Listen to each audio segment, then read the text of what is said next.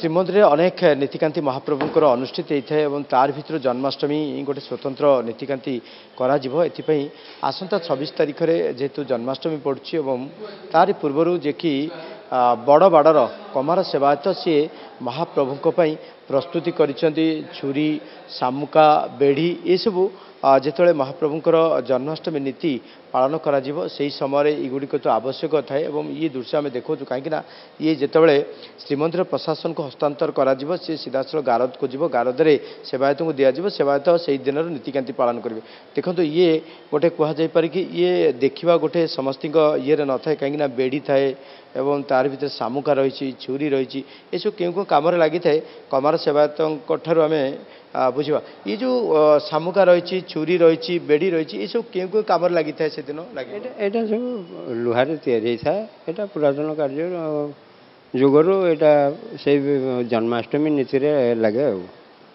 ଆମର ଯେଉଁ ପୂଜା ନୀତିରେ ଲାଗିଥାଏ। ହଁ ଆଉ ଆମେ କମାର ସେବାୟତ ମାନେ ଏଇଟା ଆମେ ପ୍ରତିବର୍ଷ କରିକି ଦେଉ ଆଉ ଏଇଟା ଆମର ବୋପାଜା ସତୀଶ ପୁରୁଷରୁ ଆମେ ଏ ସବୁ କ'ଣ କ'ଣ ରହିଛି ଇଏ ଜିନିଷଟି କ'ଣ ରହିଛି ଆମେ ଯେଉଁଟା କହୁଛୁ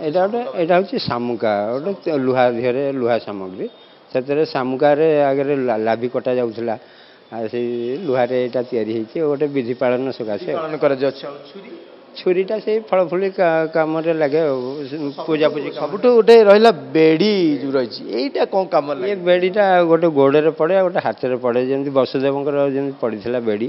ଆଉ ସେଇ ପୁରାତନ ଯୁଗରୁ ଏମିତିକା ସବୁ ରହିଆସିଛି ପନ୍ଥା ଆମେ ତାକୁ ଦେଖିକି ଆମେ କରିଆସୁଛୁ ଆଉ ଆପଣ ଦେଖୁଥିଲେ ଇଏ ସବୁ ଗୁଡ଼ିକ ଜିନିଷ ଗୁଡ଼ିକ ଦେଖୁଥିଲେ ଯେତେବେଳେ ଆମେ ଜାଣିଛେ ଯେତେବେଳେ ଛୁଆଟି ଜନ୍ମ ହୋଇ ତା ନାଭି କଟାଯାଇଥାଏ ଶାମୁକାରେ କଟାଯାଇଥାଏ ସେଥିପାଇଁ ଶାମୁକାଟିକୁ ତିଆରି କରାଯାଇଛି ଏବଂ ଛୁରୀର ମଧ୍ୟ ଆବଶ୍ୟକତା ରହିଥାଏ ଏବଂ ସବୁଠାରୁ ଗୋଟେ ଗୁରୁତ୍ୱପୂର୍ଣ୍ଣ ହେଲା ବେଢ଼ି ତାକୁ କୁହାଯାଉଛି। ଇଏ ମଧ୍ୟ ଯେତେବେଳେ ଜନ୍ମନୀତି କରାଯିବ ବେଣ୍ଟ ପୋଖରୀରେ ତ ବେଣ୍ଟ ପୋଖରୀରେ କରାଯାଇଥାଏ ନା ଜନ୍ମନୀତି ସେଇଟା ଟିକେ ଭଲ ମାରିଯାଏ ତ ନିହାତି ପକ୍ଷେ ଇଏ ଯେତେବେଳେ ଜନ୍ମନୀତି କରାଯିବ ସେତେବେଳେ ଏଗୁଡ଼ିକ ସବୁ ଆବଶ୍ୟକ ଥାଏ ଏବଂ କମାର ସେବାୟତ ତାକୁ ଆଜି ପ୍ରସ୍ତୁତ କରିଛନ୍ତି ପ୍ରସ୍ତୁତ କରି ଶ୍ରୀମନ୍ଦିର କାର୍ଯ୍ୟାଳୟରେ